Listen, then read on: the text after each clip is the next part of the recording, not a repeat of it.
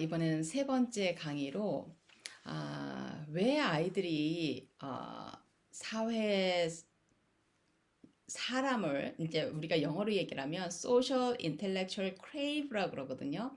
그러니까 아이들의 그 상태를 잘 이해를 해보면 일단은 아이들이 지난번에도 얘기를 했지만 일단은 아이들이 어때요?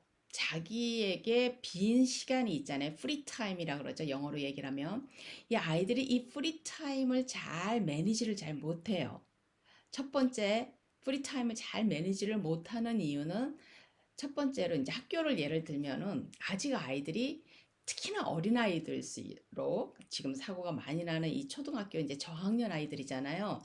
그러면 이제 선생님들이 뭐를 이해해야 되냐면 이 아이들은 아직 그 verbal skill이라고 그러죠. 영어로 얘기를 하면 이게 말 솜씨, 말 기술, 그죠? 그냥 말은 아이들이 하지만은 말을 조리 있게 이렇게 해서 친구 또 그다음에 친구 기술 우리가 이제 피어 스킬이라 그러는데 친구 기술 그러니까 말도 약하고 아직까지 아이들이 이제 말을 막 배우잖아요. 그럼 뭐 어른도 우리도 지금 아직까지도 제가 말에 대해서 말실수를 하고 그러는데 아이들은 아직까지도 잘하고 있고 한 자리 나이기 때문에 일단 아이들이 말 스킬이 그렇게 완전히 스킵을 하지 못해요.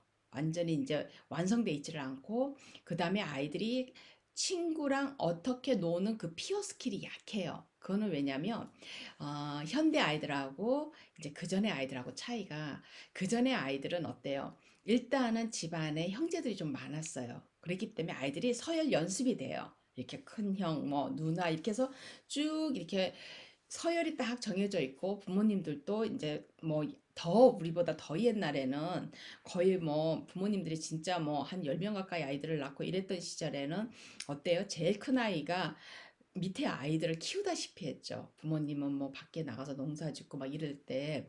근데 지금은 이제 그 정도까지는 아니어도 저희 때만 해도 저도 형제가 4명이에요. 저까지 쳐서 4명이란 말이에요. 그러다 보니까 안에서 뽁닥뽁닥 크는 동안에 그 다음에 학교를 가도 돌아오고 나면 제가 이제 맞인데 동생들하고 이제 논단 말이에요. 그러면서 막 싸우기도 하고 그래서 싸우다가 또 엄마한테 혼나기도 하고 이렇게 하면서 누가 잘하고 잘못하고 이렇게 하면서 뭐를 배워요? 말 스킬도 배우고 피어 스킬도 배웠어요. 그러면 또래들과 어떻게 잘 지낼 수 있는 이런 스킬들을 배웠단 말이에요. 그리고 또 뭐가 있어요? 형제도 요즘은 아이들이 한 명이나 두 명이나 낳으니까 집에 들어가면 어른 숫자가 어떨 때는 아이들 숫자보다 더 많은 집도 있어요. 물론 어른들 아이들 이러면 조금 공평한데 저도 저희 큰아이를 넣고서는 이제 상당히 오랫동안 한 3년 가까이를 아니죠. 5년 가까이 우리 둘째가 5년 만에 나왔으니까 5년 가까이를 이제 큰아이가 혼자 있었잖아요. 그리고 외아들이었잖아요. 그럼 어디를 갈 때도 참 미안한 게 아빠, 엄마는 앞자리에 앉아가지고 동무가 있잖아요. 동무인데 아이만 뒤에서 혼자 있는 거예요. 그러면 동무인 우리는 막 친구 아이 눈에는 그래 보이잖아요. 엄마 아빠니까 막 재밌게 뭔가를 얘기를 하는데 아이는 뒤에 앉아 있으니까 심심하단 말이에요. 그러니까 5년 동안을 얘가 혼자 있었고 그다음 동생이 나왔지만 그 동생이 또 말을 할 때까지 또 한 2, 3년 기다려야 됐잖아요. 뭐 3살짜리랑 아이가 벌써 8살이 된 애가 놀 수가 없잖아요. 그러다 보니까 많은 부분들이 아이들이 이제 미스를 해요. 그런 부분들이. 그러다 보니까 이제 그런 훈련이 안 돼요. 안 되고 그다음에 이제 두 번째는 뭐냐면 우리가 또래 문화가 없잖아요. 그전에는 동네에 저도 이제 밥만 먹고 학교 갔다 오면 막 밖에서 놀았단 말이에요. 놀고선 저녁 시간 될 때까지 막 놀았어요. 그러니까 동네 아이들하고 막 모여가지고 노는데 지금 이제 그런 문화가 거의 안 되잖아요. 아이들이 학원 다니느라고 바쁘고 아이들이 그렇게 놀 시간이 많지를 않아요.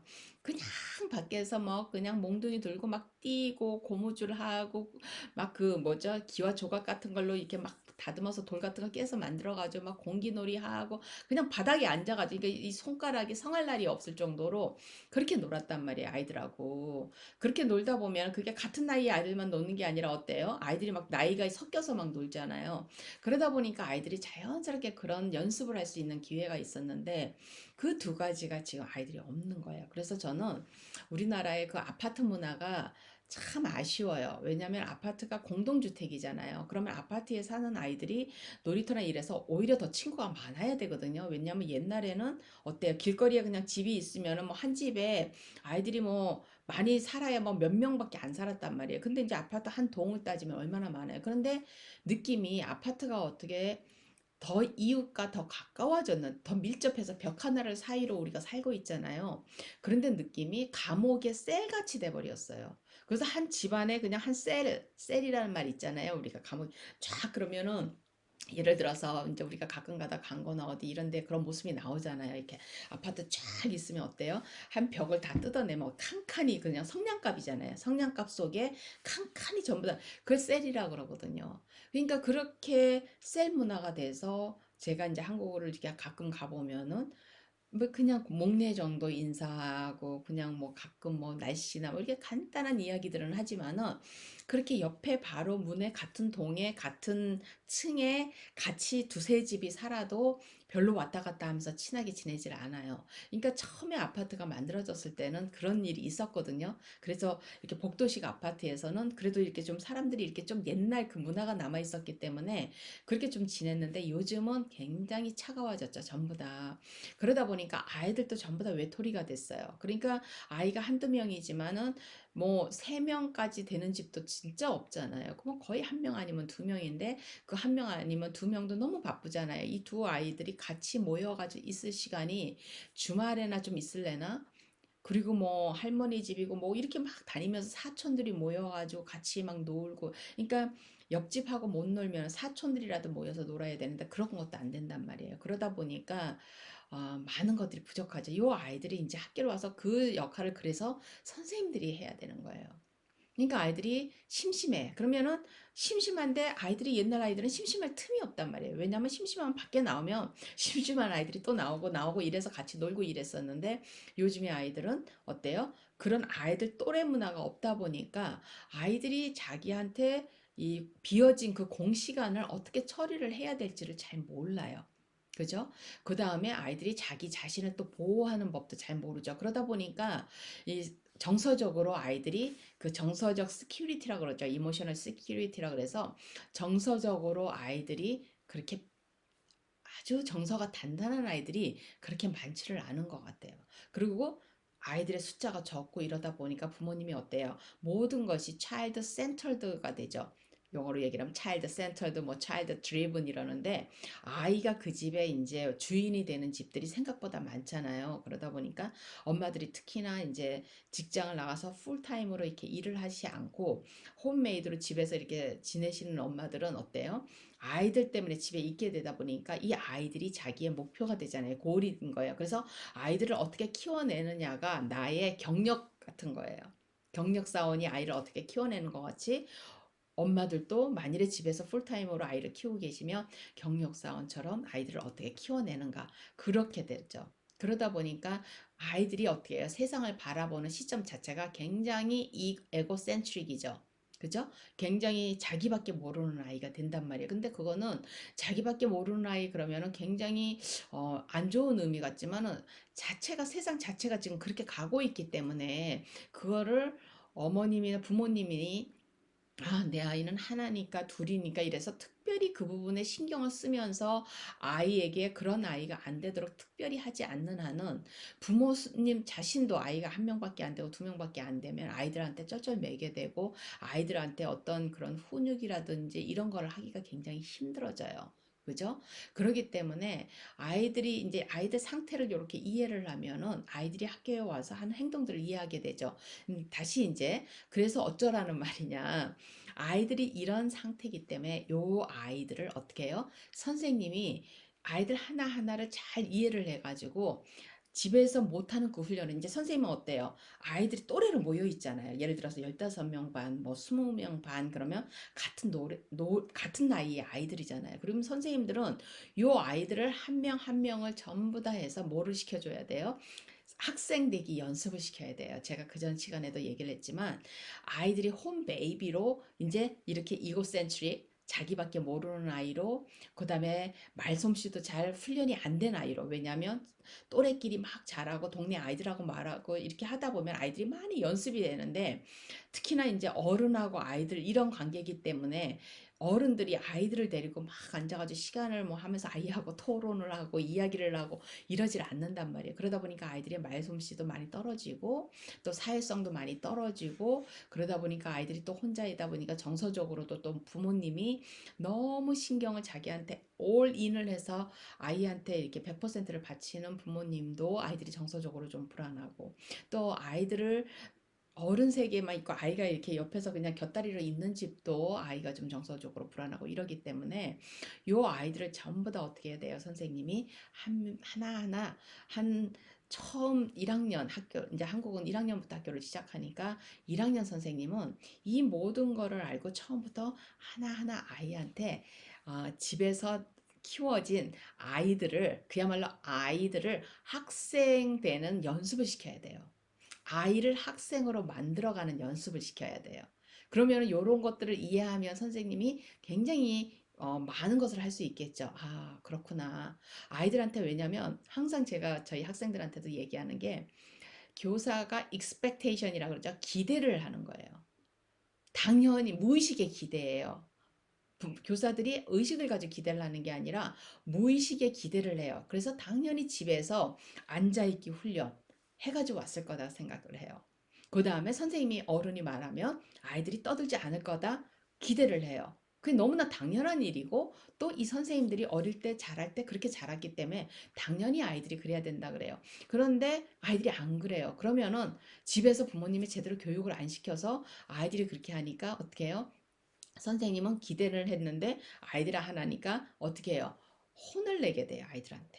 자꾸 지적을 하게 돼요. 그 연습을 시키는 게 아니라, 그러면 처음부터 아예 15명의 아이들이 내 반에 왔고 20명의 아이들이 내 반에 왔다 그러면 어때요? 이 15명, 20명의 아이들은 집에서 아기같이 크다가 온 아이들이다 생각을 하면 어때요? 선생님이 아이들한테 앉아있는 연습부터 시키겠죠. 왜? 아이들이 의자에 앉아가지고 10분을 지낸다는 거는 굉장히 힘든 일이에요. 왜냐하면 그러면은 앉아 있어야, 아이들이 앉아 자리에 앉아 있으세요 이러면은 아이들이 자리에 딱 앉으면은 한 1, 2분을 못 앉아 있어요. 왜냐하면 집에서 그렇게 안 앉아 있었기 때문에. 그러면 집에서 밥을 먹는데 부모님이 좀 생각이 있으신 분은, 물론 이제 선생님들이 부모님들하고 같이 워크숍을 하면 참 좋아요. 초기에 담임 선생님이 그래가지고 부모님들 이제 오시게 해가지고 어떻게 앉아있기 연습을 시키냐. 이거는 앉아있는 거를, 아, 지금은 공부 시간이니까 전부 다 앉아있어야 돼, 이런 게 아이들한테 통하지 않아요. 왜요? 몸이 거부를 하기 때문에. 아이들은 굉장히 그 네이처의 그냥 자연이잖아요. 그러니까 자기 몸이 앉아있지를 못해요. 막 주리를 튼다 그러잖아요. 그러니까 그 앉아있는 연습을 시켜야 되는 거예요. 5분 앉아있기, 그러고 일어나서 아이들하고 같이 움직이고, 또 다시 5분 앉아있기, 또 움직이고, 이러면 천천히 하면서, 이거를 우리가 이제 영어로 얘기를 하면 쉐이핑이라고 그러거든요. 우리가 찰흙을 가지고 이렇게 빚잖아요. 근데 처음부터 찰흙을 가지고 막 인형을 만들고 도기를 만들고 이러지 않잖아요. 어떻게 해요? 굉장히 오랫동안 반죽을 하고 이렇게 하면서 굉장히 해가지고 어떻게 해요? 마지막에 막 안 되면 깨기까지 하잖아요. 그렇게 아이들도 굉장히 오랜 시간이 걸려요. 그래서 처음에 한 몇 달은 아예 학교에서 기본적으로 그게 있어야 되는 거예요, 룰이. 그 막 애들 뭐 읽기 가르쳐야 되고 어쩌고 이게 아니라, 아이들이 앉아있지 못하고 선생님한테 집중을 하지 못하는데 선생님이 수업을 아무리 하면 무슨 소용이 있어요. 우리 옛날 말에 소기의 경읽기잖아요. 그렇기 때문에 요 연습을 하는 거, 쉐이핑을 시켜야 돼요. 앉아있는 연습, 앉아있어도 손을 가만히, 자기가 손을, 자기 몸을 컨트롤하는 연습. 그죠? 자기 손이 막 자꾸 장난하는 게 아니라 자기 손 컨트롤하고, 자기 다리 컨트롤하고, 발 컨트롤하고, 자기 물건들 컨트롤해서 자기 옆에 갖다 두고, 이런 연습들을 학습으로 시켜야 돼요. 학습으로. 그래서 요런 거를 이해를 하면은 아이들이, 아, 요즘은 아이들은 형제가 없고 요즘 아이들은 피어 스킬이 없구나. 그다음에 차, 특히나 1학년 아이들이 처음에 학교를 오면 얼마나, 제가 다음에 이제 이 얘기를 할 건데, 학교라는 곳이 어떤 곳이라는 거, 이 1학년 아이들이 처음에 학교를 왔을 때에 그 학교라는 곳이 어떤 곳이라는 거, 그런 긴장된 상태에 있을 때 이제 선생님들이 이런 연습을, 이게 이제 요거는 이제 방법론이겠죠. 어떻게 아이들의 문제 행동을 어떻게 다루고, 아이들 이건 이제 문제 행동이 아니라 뭐라 그래요? 저는 아카데믹 비헤이비어예요. 그러니까 학과목 수업 시간에 아이가 앉아서 공부를 할 수 있는 아카데믹 비헤이비어를 선생님들이 쉐이핑을 해야 돼요. 그래서 아예 그냥 한 2살짜리, 3살짜리 아이들한테 우리가 집에서 연습을 시키는 거였지, 요 아이들을 데리고 아이들이 힘들어하지 않게, 주리를 트지 않게 자연스럽게 몸에 익혀 나가는 거예요. 그럼 우리가 수저질 배우고 뭐 이렇게 다 우리가 양치질하고 다 배운 거잖아요. 그런 것처럼 아이들이 자연스럽게 요런 연습을 해가지고 이제 1학년 한 2학기 정도 되면 아이들이 이제 앉아 있는 게 전혀 문제가 안 되고, 앉아서 선생님을 바라보는 게 문제가 안 되고, 이제 이런 것들을 해야 되는 거예요. 그래서 지금은 요거는 이제 여기까지.